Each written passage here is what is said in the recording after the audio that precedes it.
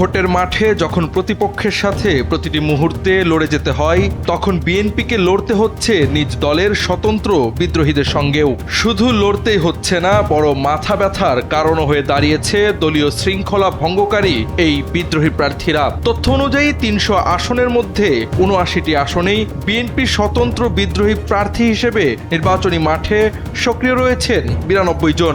দলীয় হাইকমান্ডের অনুরোধ ও বহিষ্কার সত্ত্বেও নির্বাচনের মাঠ থেকে সরে দাঁড়াননি দলীয় এই বিদ্রোহীরা, যা জোটসঙ্গী সহ মনোনীত প্রার্থীদের ফেলেছে রাজনৈতিক অনিশ্চয়তা ও অস্বস্তির মুখে। এর মধ্যে গুঞ্জন উঠেছে ভোটে জিতলে বা ভোটের পর ফের দলে ফিরিয়ে নেওয়া হবে বিদ্রোহীদের।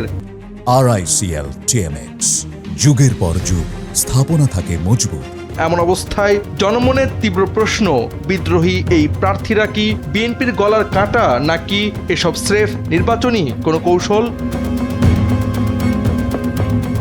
বহিষ্কৃত বিদ্রোহী অধিকাংশ প্রার্থীদের প্রকাশিত মনোভাব ও বাহ্যিক কর্মকাণ্ড বলছে, ভোটে জিততে পারলে কিংবা নির্বাচন পরবর্তী সময়ে দল আবার তাদের ফিরিয়ে নেবে বলে বিশ্বাস করেন তারা। ঢাকা পোস্টে দেওয়া এক সাক্ষাৎকারে ব্রাহ্মণবাড়িয়া ২ আসনের স্বতন্ত্র বিদ্রোহী প্রার্থী রুমিন ফারহানা দিয়েছেন এমনই ইঙ্গিত। বিজয়ী হলে আবারও বিএনপিতে যোগ দেবেন কিনা এমন প্রশ্নের জবাবে তিনি বলেন, আগে নির্বাচনটা হোক, তারপর দেখা যাবে।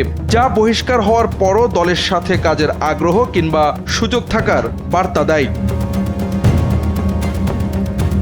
এ বিষয়ে বিএনপির স্থায়ী কমিটির সদস্য সেলিমা রহমান জানান, শৃঙ্খলা ভঙ্গের দায়ে এখন পর্যন্ত প্রায় ৮০ জন নেতাকে বহিষ্কার করা হয়েছে। এই প্রক্রিয়া এখনো চলমান। এটি দলের কোনো বিশেষ নির্বাচনী কৌশল কিনা এমন প্রশ্নের জবাবে তিনি বলেন, সেরকম কোনো পরিকল্পনা আমাদের নেই। দলীয় সিদ্ধান্ত অমান্য করায় যাদের বিরুদ্ধে ব্যবস্থা নেওয়া প্রয়োজন ছিল তাদের বহিষ্কার করা হয়েছে।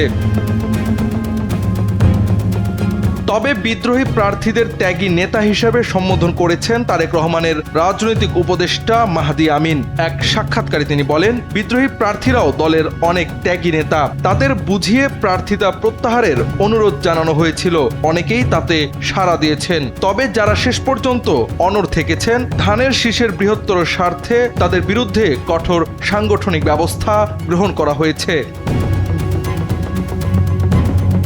সব মিলিয়ে তারেক রহমানের ব্যক্তিগত অনুরোধ সত্ত্বেও দলীয় স্বতন্ত্রদের মাঠ না ছাড়া ও নির্বাচন পরবর্তী সময়ে বিদ্রোহীদের ফিরিয়ে নেওয়ার গুঞ্জন ঘোলাটে করেছে রাজনৈতিক আস্থার বিষয়টি।